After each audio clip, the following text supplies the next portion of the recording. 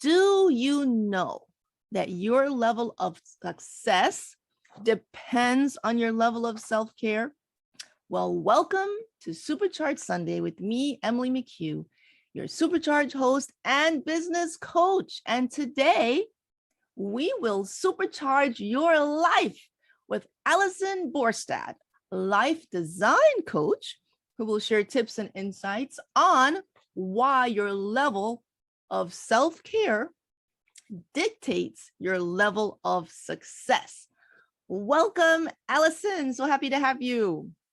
Thank you, Emily, so much for having me on. I'm really excited for our conversation today. I am too. And I really love what Allison does because as a life design coach, you help stressed out professionals find joy and ease. And I can totally identify with that. Yes. And I really love your tagline on your website where you say a better life within your reach. Yes. So who doesn't need or want that? Right. Well, this is why I love life design is it's like at any point people can start pivoting and fairly quickly start feeling more ease and joy without even having to change too many circumstances right away. Although I like to help people change their circumstances as well. That's part of the life design process.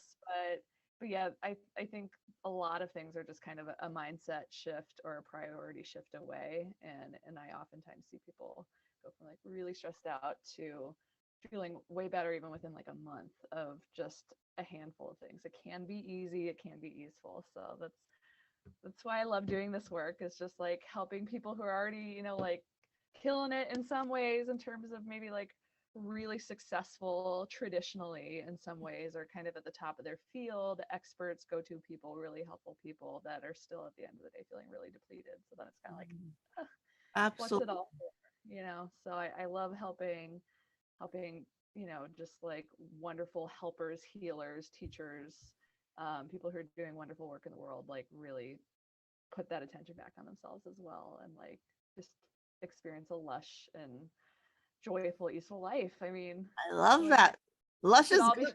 more. Yeah, lush. I love the word Lush, lush. lush. Let's Like revel in the lushness. yeah. Absolutely. So Allison, let's talk a little bit about your background, how you even came into this area of focus and, where did it all begin? Yes. So I was a psychology major in college, and also religious studies was kind of like a hobby. So I do like some of the spiritual aspects as well. Yes. And then I got my master's in social work, focusing on individual and family therapy. I was a therapist for 8 years. I still have like a dwindling therapy caseload, but now it's pretty much all coaching that I'm doing now. Mhm. Because while doing all of this, right, I've networked a lot with a lot of wellness and mental health professionals. So I've worked a lot with doctors, nurses, um, other mental health professionals. I'm also a yoga teacher, so even people in the yoga and Yeah. wellness world. And it's just so interesting that I feel like in my career, I really have had the privilege to know like just some wonderful, wonderful professional. I call them helpers and healers, whether they call themselves healers or not. There's lots of ways, that we help and heal our fellow man and woman, right? Yes. Um, and just seeing how burnt out and sometimes even miserable they were while also being like lovely, wonderful, helpful people. And it was at one point in my career, I'm like, this is just wild.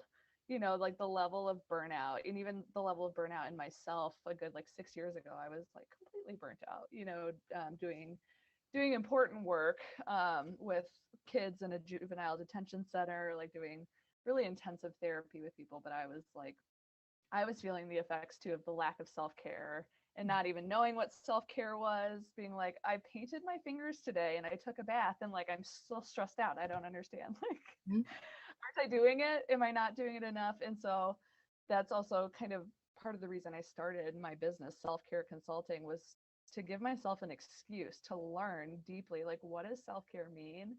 And the further I got into it, the more I was like, oh, like true self-care is really deep and touches every aspect of your life and your boundaries and ability to say no. And there's a lot there. So that's kind of what I've built my business, was like, how do I heal myself? How do I help other people in a similar situation heal? especially it's the people who are already thriving in some ways, high functioning, in terms of their profession or success, but then still in terms of the emotional or even like spiritual mind body balance side of things, they're like potentially way off base, right? And really needing a lot of support. So that's kind of how I've gotten into what I've been doing. And my business, I guess, is 2.5 years old now. And the last year has really been taking off. And it's been really kind of a beautiful journey to be able to do this work. Well, that's really excellent because the timing is perfect. Obviously, the times we're in now, self-care is more important than ever. It's being highlighted more so than it has been in the past. And it has really come to the forefront on every level, from mental health to all of these things. So this is a perfect moment to really serve in this way. And so I wanted to ask you, so tell me, what is the difference between, say, a therapist and a coach? What are some of the similarities and some of the distinct differences as you made the transition? Yeah. So there's lots of different types of therapists and lots of different types of coaches. So sometimes there's overlap, between the two fields. But the way that I usually think about it is it's kind of like a Venn diagram, with like there's quite a bit of commonality in the middle, but which direction you're going is more important. So as a therapist, I usually think of that as, at least in traditional therapy, if you're billing somebody's insurance, you need to assign them a diagnosis and you say something is wrong and we need to fix it.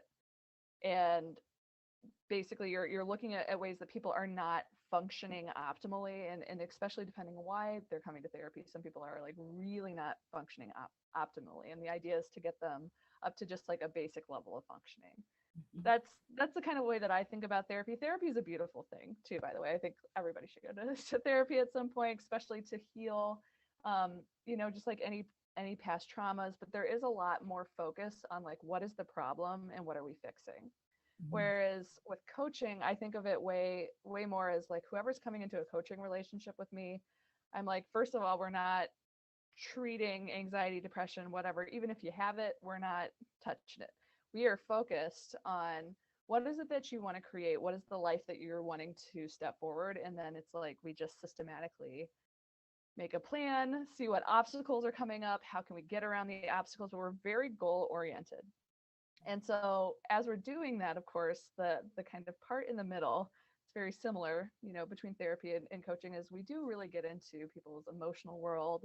Oftentimes blocks from childhood or trauma might come up if people have a fear of visibility in their business or a fear of putting themselves out there. Oftentimes you ask more questions and they're like, oh, I was bullied in middle school, and so this is a block for me. So there are some things, right, that come up that I think having my therapy background is super helpful, in knowing how to navigate people's trauma and all of that. But we're still always forward focused of like, okay, we're going to take that all into account and figure out who you're becoming next, where that's not going to hold you back anymore.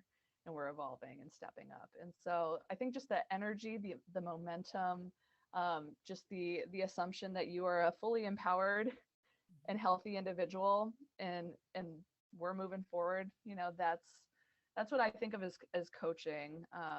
And personally, one of the things that I love about coaching the most is therapy has a lot of boundaries, as it should, to protect the client, because the idea is that they're a vulnerable person for whatever reason, and they need protection. So there's a lot of HIPAA, like privacy protection rules, and like lots of very strong boundaries in terms of like, as a therapist, I could never ever be friends with a former therapy client.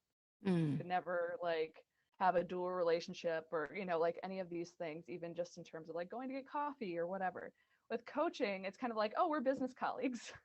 I can promote you, you can promote me, I can introduce you to my other coaching clients, and it's much more like collaborative and flowy. And so that's something I really appreciate too.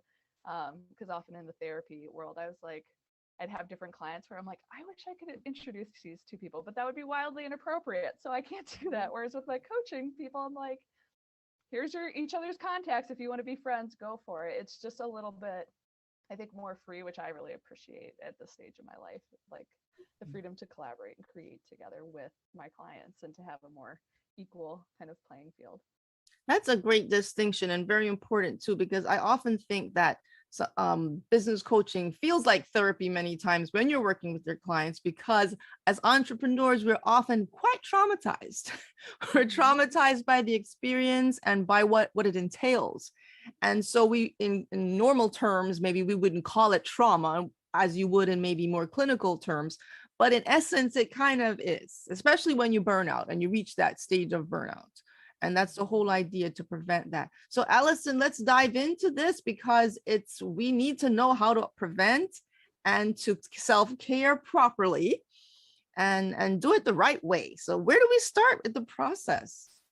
Yes. So this is something, any client that comes to me, I usually do kind of like a whole life assessment. I even call it like a life audit. Like, let's just look at every corner of your life and see what's happening, like what's going on with your work life, what's going on with your home life, your relationships at home or with friends, like how we look at everything, right? And kind of figure out what are you wanting to do more of, what do you wish you had the time for, or even like ask a lot of questions that they're like, I can't believe you're asking me this, where I'm like, how much time per week are you spending reading for pleasure or doing nothing, like truly nothing productive? And they're, especially when I ask women this question, or working mothers this question, they're like, what? I don't understand the question. What do you mean?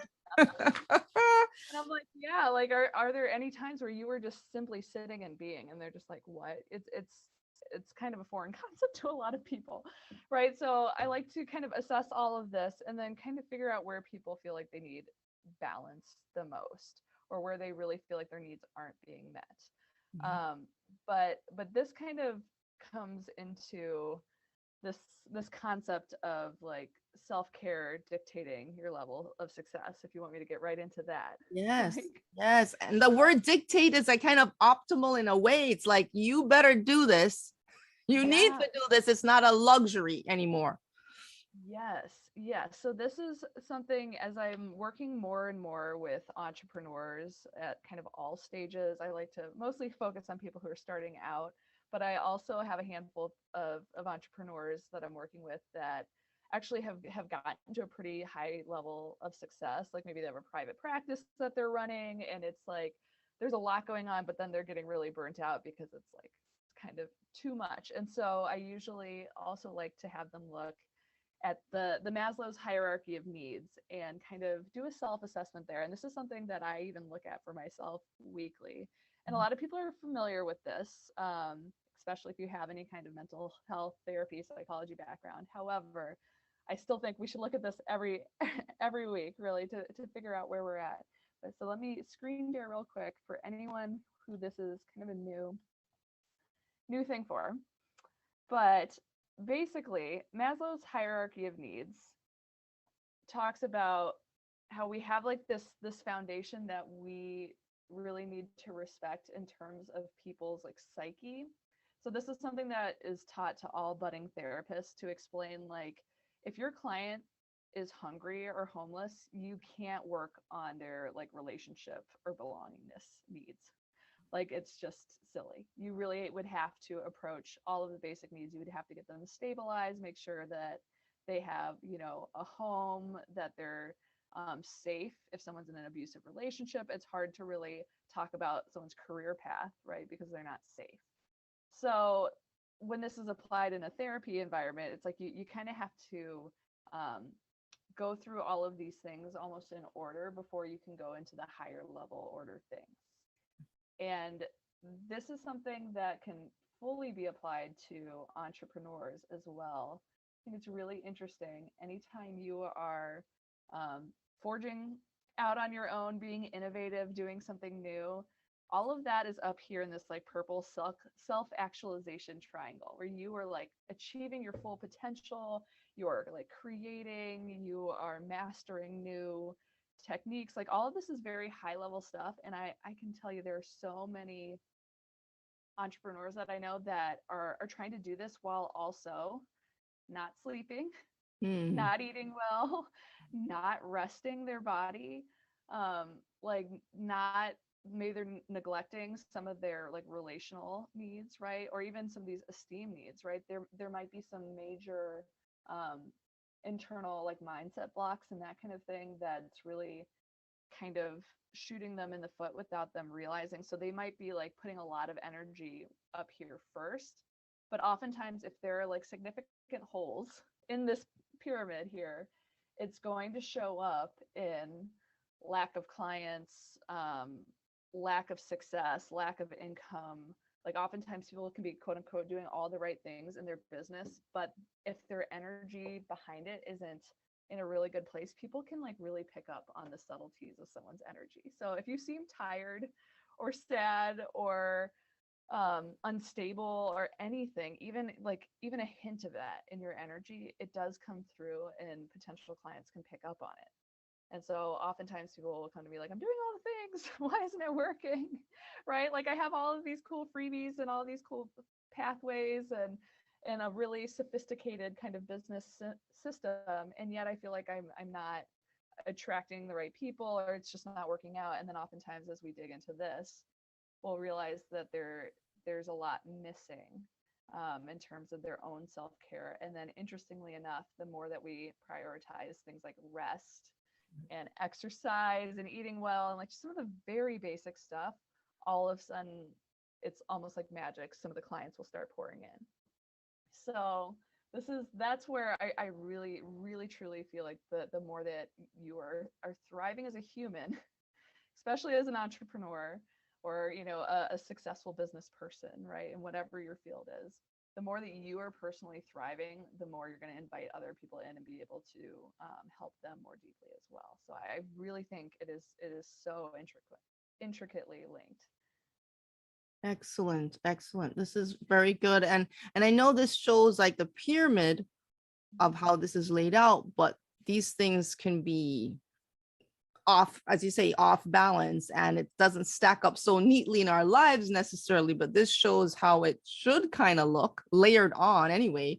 But when it doesn't layer on so neatly, that's when we need to kind of address how that is. Well, and that's the thing with this model too, is like, of course, real life doesn't look like this necessarily. Right. And there are people too who are homeless creating beautiful art. Right. So like there are people who, there are times that we do kind of surpass our circumstances, in certain ways. And at any time we always can reach some degree of the self-actualization piece. Yeah. However, it's way harder, and it's way easier to do it, or just way easier to come up with brilliant new ideas, for your business or your job when you're fully rested. Like usually after people go on vacation, they come back and they're like, okay, like I've got ideas, right? I'm refreshed, like because they've got both physical and mental rest. And then usually that's like necessary for creativity. So usually when people come to me say, I feel like I have a creative block, I'm like, great, do nothing for 3 days. Like Yes. truly nothing.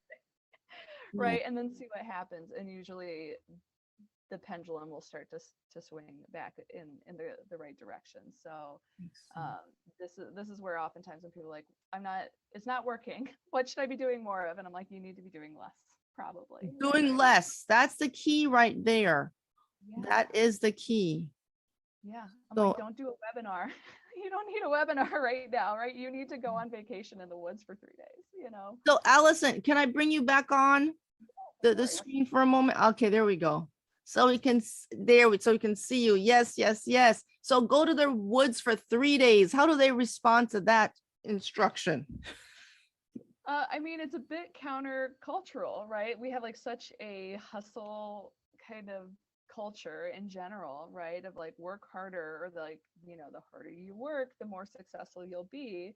And I know it's like now getting to be a cliche, like work smarter, not harder, but I think there is something to that, where oftentimes I tell people like, you need to like simplify every area of your life, your home life, your business life.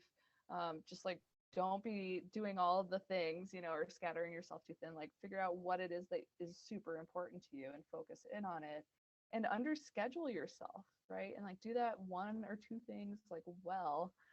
And this is advice that I always have to give myself as like a very very idea oriented kind of ADHD, like just often all over the place, like brain that I have. It's often very scattered. And so even this practice of like honing in and like doing less, but like very intentional like very quality things has been a really helpful kind of process for myself as well to like underschedule my life on purpose, and then when I do connect with people, even like in this conversation, it's like a really deep, beautiful kind of connection with people that is also like very, very cup filling rather than depleting. And the more that we kind of focus on being very intentional with our life, right, the more that we can kind of dictate this for ourselves and preserve our energy.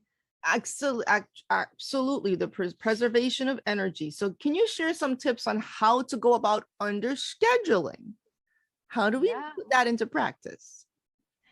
So this is such a process, and this is where I always recommend that people get a coach for whatever they're doing. Because I've also fallen in the trap of being like, I can DIY my own everything. Mm-hmm. Right. Oftentimes we're like very independent, especially for like very bright, and innovative people. They're like, I'll do it myself. But even if you have a strategy or plan, oftentimes you don't realize like how much support you really do need to break old patterns. Because in order to underschedule as a chronically overscheduled person, when you start to say no or put more boundaries, typically you get a bit of a rattle from your external world. So if you're Mm-hmm. putting more boundaries with work of like, listen, you guys only pay me 40 hours, so I'm only working 40 hours, which Mm-hmm. technically right to say. And oftentimes people are like, I don't know, I might get pulled into HR. I'm like, get pulled into HR, let's go. Yeah. And that's something where, then it's really helpful where they're like, I'm freaking out. My boss did not like that. And I'm like, cool, let's talk about it. Like, let's get through this and bolster you so that you can again be like, this is a perfectly reasonable thing that I'm asking. And I'm gonna like show that I can do my work and like still be a high performing person without having to do some of this stuff that oftentimes people are asking you to do, things that is not healthy. And this could be your employer, this could be a partner, a friend. I mean, it could be anybody who's asking you to do more than what you can even intuitively feel like is okay for you, your body, your mind, your rest.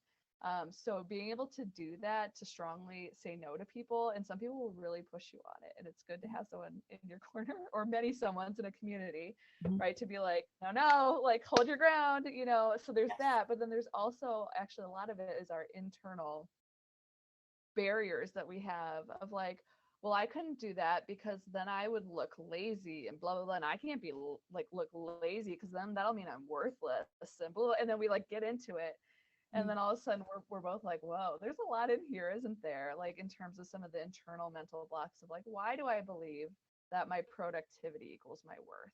Where did Mhm. that come from? And there's like that's where it can feel a bit therapeutic to Exactly. start digging into like, where do we get all this stuff? Is it from our family? Is it from our culture?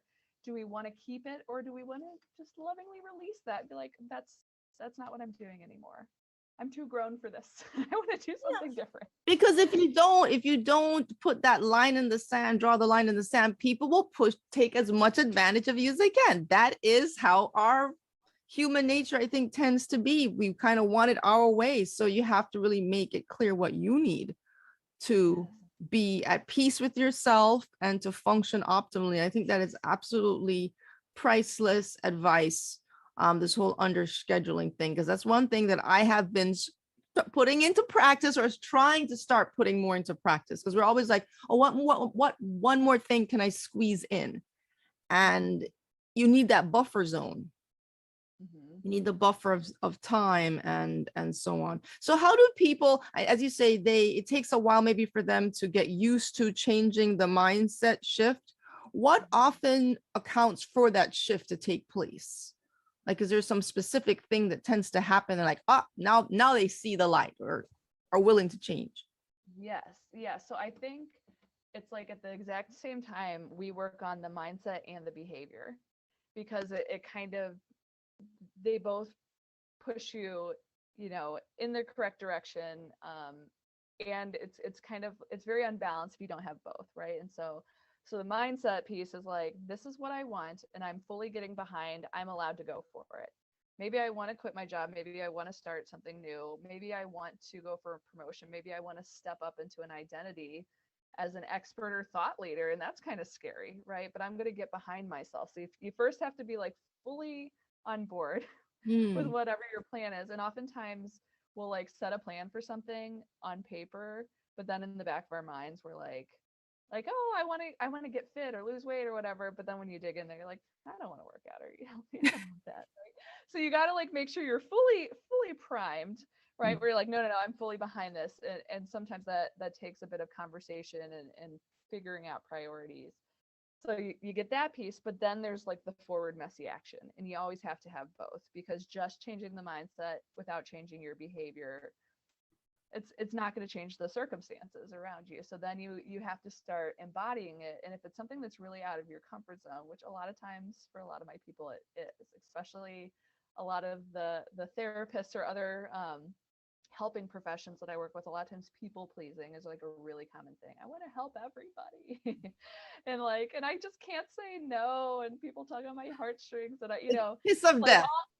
yes, right. And these are all things that make that person like a beautiful, compassionate person, but it also does a disservice to them and even the other people when you're giving from an empty cup. So once we can like start to be like, no, we're going to practice, you're going to say no to people you love and just be like, I'm sorry, I don't have the energy, I can't, I whatever. And then be able to not go back on your word either, because then Mm. usually your anxiety spikes. There's like, I usually prep people. I'm like, you're going to go break your own pattern and then you're going to overthink it for 2 weeks, but that's okay. That's part of the process. We're going to do it, then we're going to do it again. And you know what? By the third or fourth time, you're not going to overthink it. You're going to be like, oh yeah, this is nice, right? You'll get to reap the benefits of it and then be like, I made the right decision, this was a good thing. And oftentimes we have to see something to believe it. So it's kind of like I like to give people a gentle push. Yes. Just try it out, trust me on this, see how it goes. Sometimes it feels really messy or scary in the moment, but then usually we get a week or two past it and they're like, oh, best decision I ever made. Yes, absolutely. I think that's a brilliant thing. And I know you talk about like conscious integration of people's lives, like their health and their well-being, and this whole conscious thing. So that means that people are not quite conscious of what they're doing. Would you say so?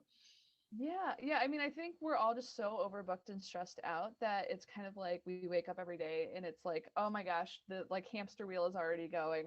And we just got to like hit the ground running and just react and put out fires. And I think when we're overscheduled, like there's really no other way. Like there's not even enough buffer time to like look and think, about like what's going on, and even looking at things a bit more objectively, almost like you're a factory manager of like, are the machines working, right? Like this is what I like about even creating space and time in your schedule for something like coaching. I mean, I meet with a coach like in a cohort of other women in coaching 3 times a week to Mhm. help me like just again look at my systems, be a bit more objective. Is this working? Is it not? If it's not, why am I so committed to keep doing this, right?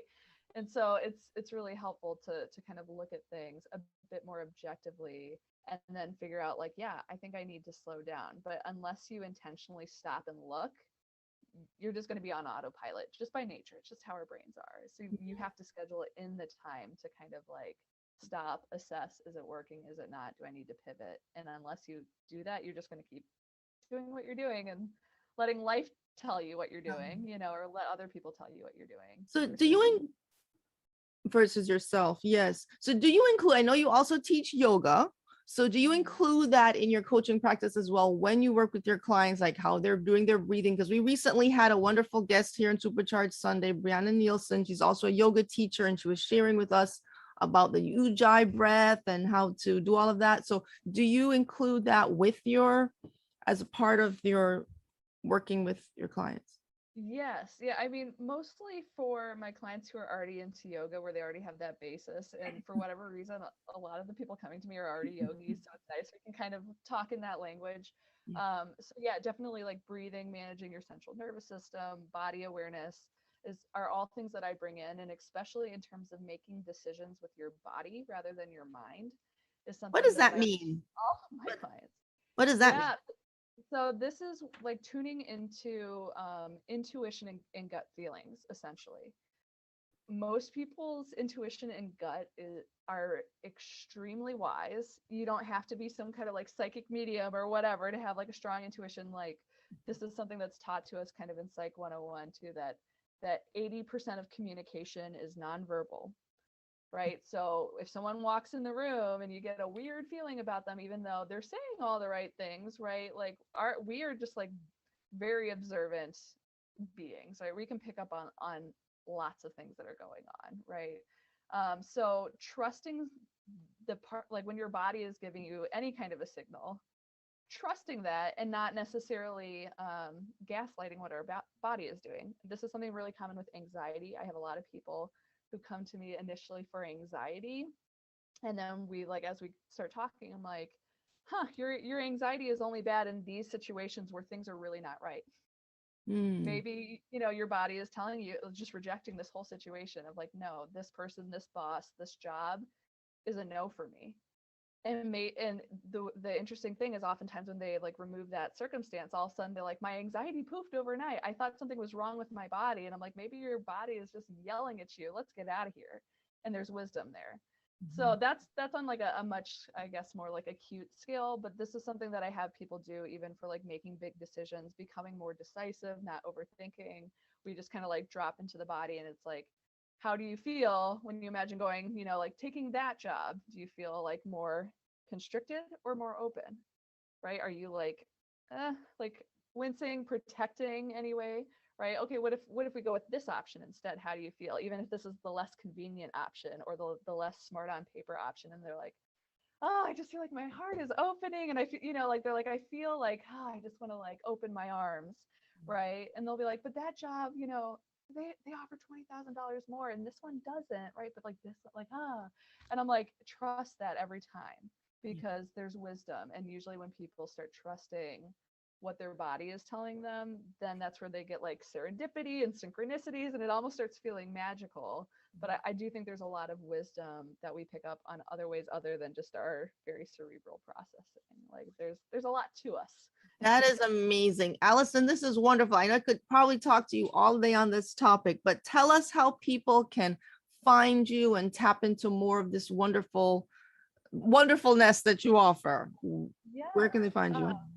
So I'm all over Instagram. I'm on there pretty much daily. So you can find me at self_care consulting.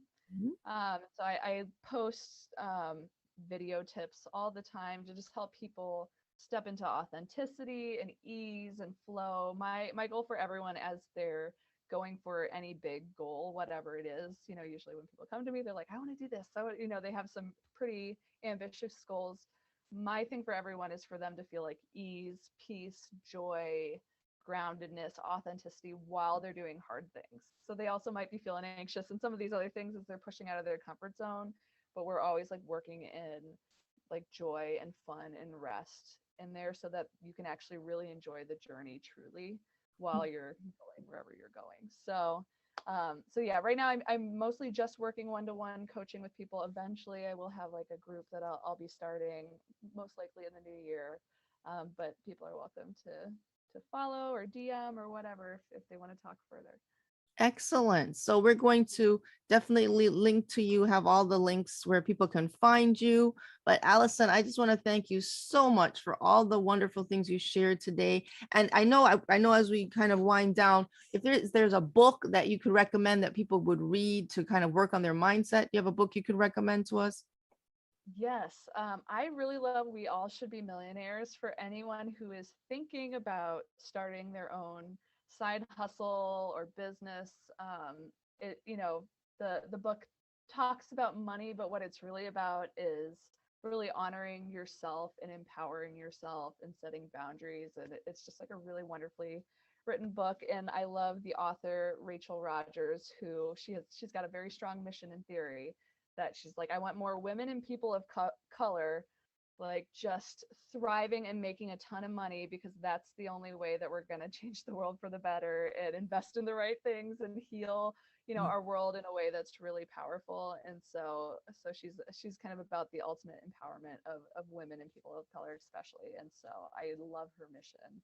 So that's a book I feel like every budding female entrepreneur needs to read at some point. We all should be millionaires. Okay, very good. And what would you say of all the wonderful things you shared today? What is the number one takeaway that you want someone to go and implement right now that will make the biggest difference in their life? I think that the next person who texts you about anything, I want you to pause and notice how you feel in your body. Okay, let me try.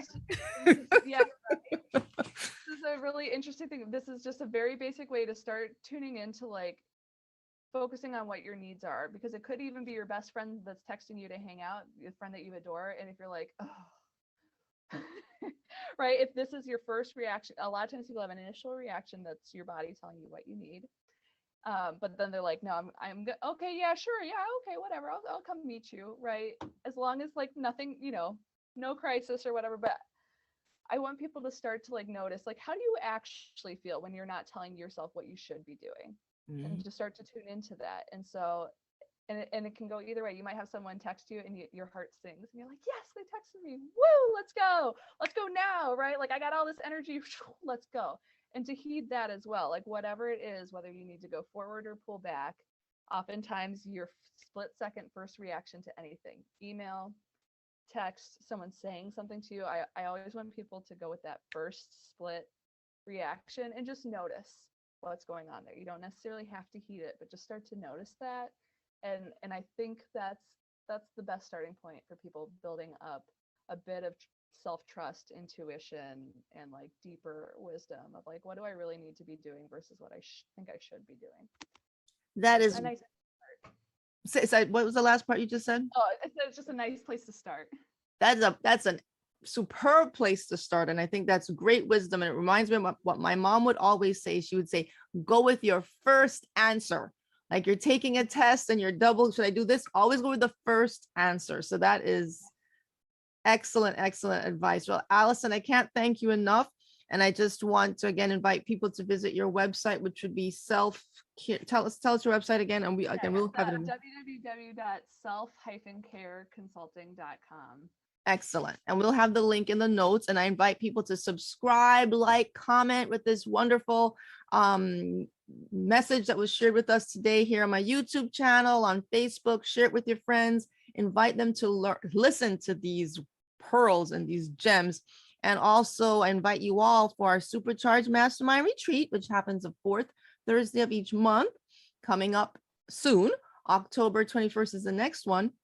So I invite you to come and do just that, to step back and reflect and to take that time to really for yourself.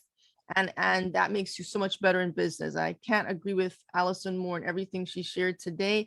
And thank you all. And we'll see you next time on Supercharged Sunday. And you know what to do till we meet again. Stay supercharged. And thanks for being here.